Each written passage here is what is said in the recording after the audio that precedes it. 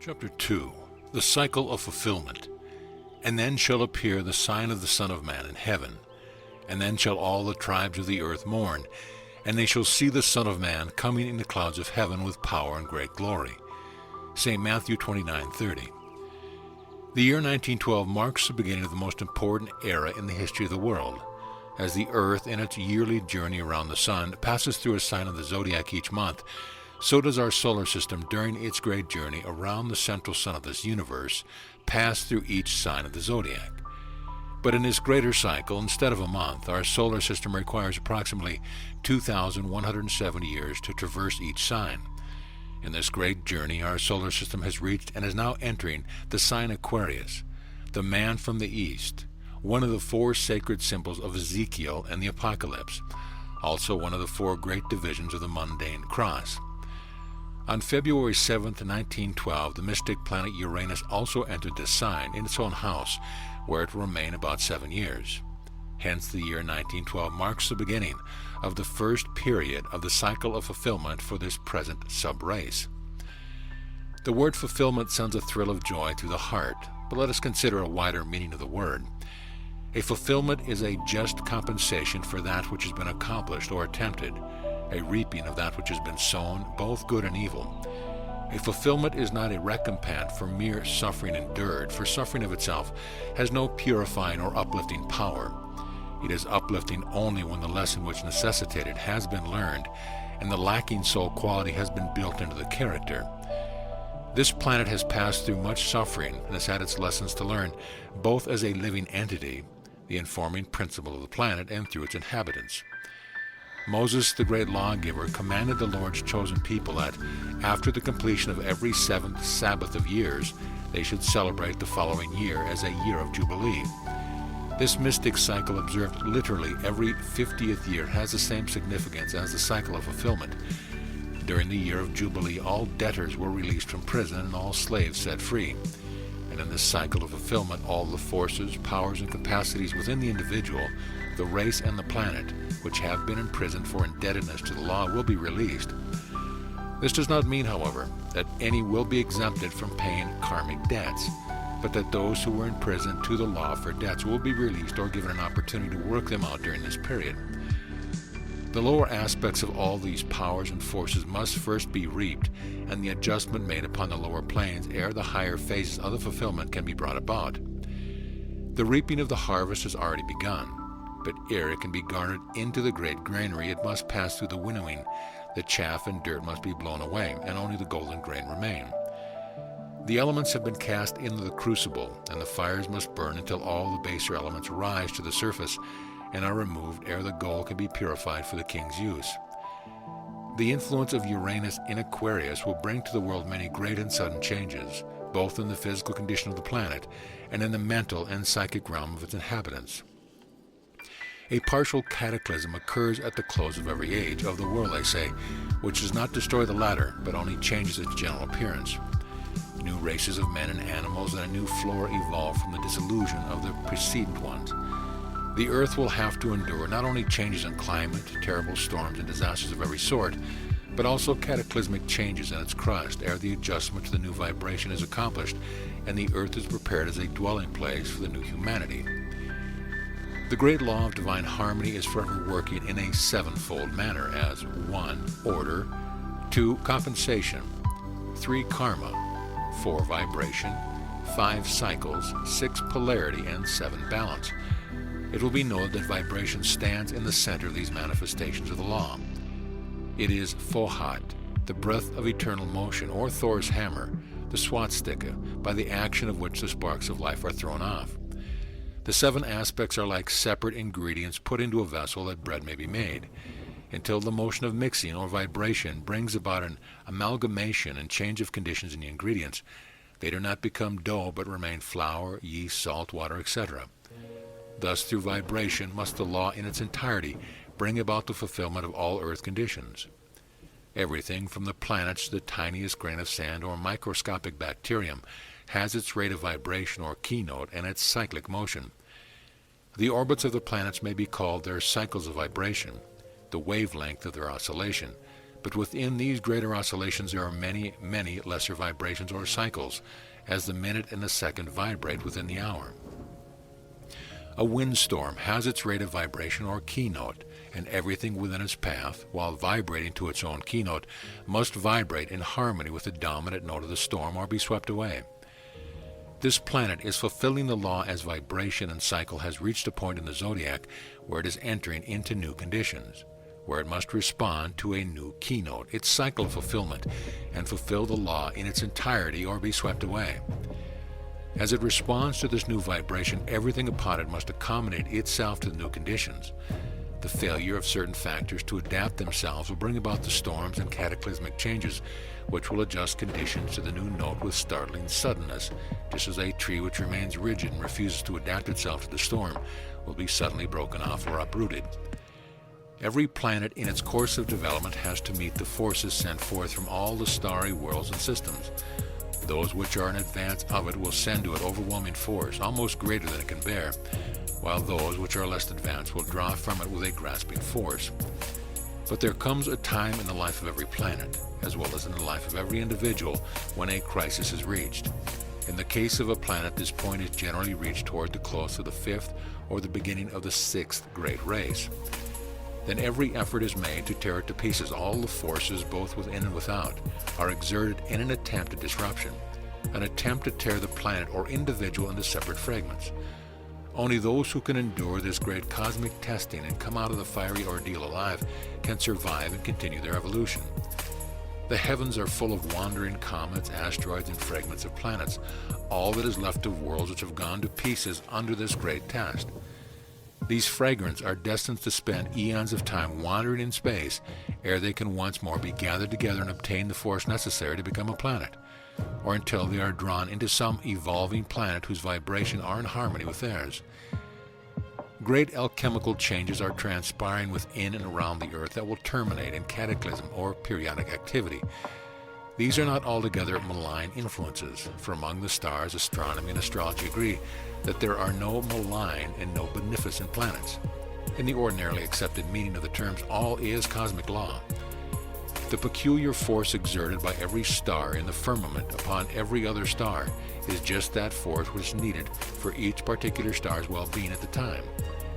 The Earth today, in entering the first period of its cycle of fulfillment, is meeting the influence of stars whose force and light have been traveling for ages and ages, but which are only just now beginning to penetrate its atmosphere. Some of these forces might be called malign and some beneficent, but the influence of each is necessary to the Earth's evolution. The coming of these forces is not accidental, nor are they coming in a haphazard manner. Millions and millions of eons ago, ere this Earth was reborn, ere the sons of mine breathed into the evolution of this planet the breath of divine life, those distant firmaments were set in their particular and appointed places, and the influences sent out from their centers were so timed as to reach the newborn Earth at the exact period when those particular forces would be needed to push it on toward its fulfillment. Conceive of a constant pressure exerted upon the Earth's surface from all the planets and stars, and at the same time a pressure from within, a force going outward to impinge upon all the stars. As long as these forces are evenly distributed, the result is that the Earth's crust becomes more and more consolidated and at the same time purified. Because of this pressure, many alchemical changes are taking place. Liquids are being transformed into solids, solids are being transmuted into gases, and gases are becoming luminous ether and so forth. Thus, the Earth is slowly being prepared to become a sun. In its present state, were the Earth subjected to the forces which operate through a sun, it would be instantly volatilized into a cloud of gaseous matter. It must be tested and tried, not as a punishment, but as a necessary preparation for its work as a sun. No planet can become a shining, burning sun until it has passed this crucial test, until the without and the within are perfectly balanced and have compacted it into a state that nothing can destroy it, in occult parlance, until it has become the diamond heart. Only when a planet has obtained atonement, or has assimilated all the forces of the stars and planets and all the interstellar space, can it be said to have conquered and become a sun, ready to take its place in the grand procession around the central sun. The sun of the solar system is such a conqueror, and all the planets and stars of our cosmos are in varying stages or degrees of development toward this great end. So must it be with you. The pressure from without cannot harm you if the within be properly balanced. When the forces from within are balanced, the outer pressure will only strengthen the individuality and make you better fitted to become sons of God. Keep the within balanced, and like the needle to the pole, steadily polarized to the Christ force, so that nothing can move you. Gather the forces that are sent against you. Recognize them as necessary for your evolution, and turn them to your advantage. The influence which each star exerts is determined by the thought force generated by its inhabitants, just as the influence of each individual is the sum total of the thoughts he continually harbors. For the aura of a man or a planet is the sum total of the thought atmosphere created by or attracted to it. The influence of the earth upon the cosmos is said to be malign. The struggle for supremacy, the selfishness, the greed for gold, and the vileness into which the misuse of the serpent power has plunged its inhabitants naturally emanate a malign influence. But nevertheless, the earth has a great potency for good, owing to the wonderful possibilities residing in a characteristic that is only just beginning to be comprehended. That is the result of the great test which the humanity of this globe must pass through. The earth is said to be malefic because upon her bosom is fought out the great struggle between good and evil. It is here that the great initiator, or Saturn, stands. This is his plane of manifestation. Here it is that humanity is confronted with the great problem of the creative power of sex and its higher possibilities, together with its temptations and its power to degrade and debase. But through the lessons learned by its terrible suffering, humanity is raised to a higher state. The overcoming and the learning of the lessons of the creative power will give not only to man, but also to the planet upon which this battle is waged, a glorious place in the cosmos.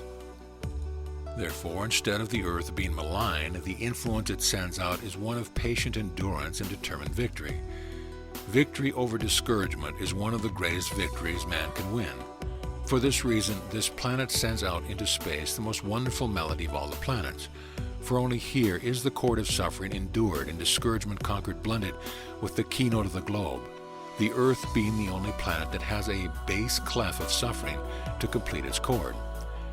The earth is the eighth note in the celestial scale, and like the eighth note in music, while it completes one octave, it becomes the first note in a new and higher octave. Ultimately, the earth will stand forth as the brightest sun in the system. In fact, it will become a polar star and reach into an advanced system. It will send forth an influence without which the perfect evolution of all the other planetary bodies would be incomplete. This earth is the stage upon which is to be enacted a new and grander drama of life, and today the characters in the drama are being assembled and the stage is being set. The year 1912 is therefore but the dawn of the cycle of fulfillment, the time prophesied in the text quoted at the head of this lesson, the sign of the Son of Man. This sign is none other than the celestial sign Aquarius, into which we are now entering. The Son of Man comes into the heavens because our solar system, for the next 2,170 years, will be passing through this sign, during which the forces symbolized by Aquarius will be focused upon it, and only after the purification, when all the tribes of the earth mourn, can come the power and great glory of the fulfillment or the attainment of the wisdom of divine man. This sign is represented by a man pouring water upon the earth, symbolic of the fulfillment which comes as a result of the pouring out of the mother force or water. In nature, water is the chief factor which makes the earth bring forth, while in man, that which is symbolized by water, the great mother principle, brings forth spiritual fruits. Since this is the cycle of fulfillment for the planet, the same condition must necessarily affect its inhabitants. As man is the microcosm of the macrocosm, he has within himself centers which should respond to every vibration of the planet.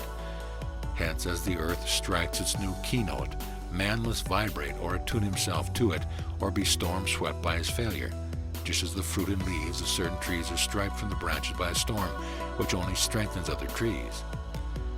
All nations are today feeling the necessity of adjusting themselves to a new condition upon which humanity as a whole is entering. This is especially noticeable in the political conditions in China, Persia, Turkey, Portugal, and Mexico, and in the industrial conditions in England, Germany, France, and America. We may expect such turbulent conditions to continue until every nation makes the necessary adjustment to the note of the brotherhood of man, or is swept away, as the ancient government of China has been. Within the nations, every organization and movement, whether political, economic, philanthropic, philosophical, religious, mystical, or whatnot, must be shaken to its foundation, must have all the dead leaves of old ideas and conditions stripped from it, and prove whether it be founded upon the eternal principle of truth, justice, unselfishness, love, and brotherhood, or upon the dictates of selfishness, ambition, injustice, and greed. And within the ranks of all organized efforts of mankind, each individual will have to face similar testing and adjustments, modified by his or her karma, to prove the nature and the worth of principles of life he or she is following. But above all, the new conditions will affect all those who have devoted themselves to the study of the occult, who are delving into the deeper mysteries of being, who are trying to live the Christ life. For out of these must be gathered the mystic 140 and 4,000 who shall have the Father's name written in their foreheads, or the opening of the third eye. Many individuals find themselves suffering from poverty, sickness, or persistent adversities until hope seems dead. This is because they have turned their backs upon the world, and hence find all the world against them. They no longer serve the world, and it no longer rewards them.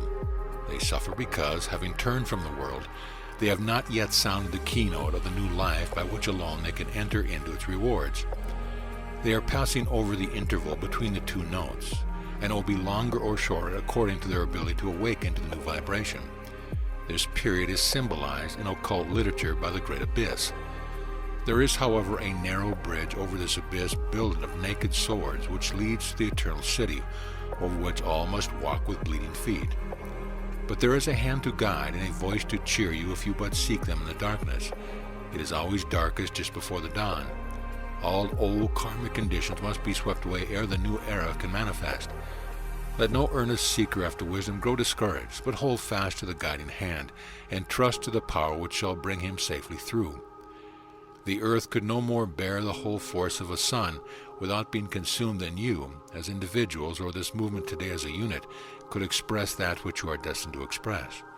Nor could you now stand in the fires of spiritual force which you must ultimately transmit any more than the inhabitants of the earth could live upon it were it suddenly to take its place as the sun.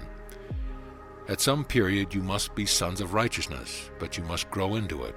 You must be brave to endure the growing pains, for you will never find the place of peace which will balance and hold all the forces under perfect control if you cannot endure the testing, learn the wisdom, and gain the blessings that every battle holds for you.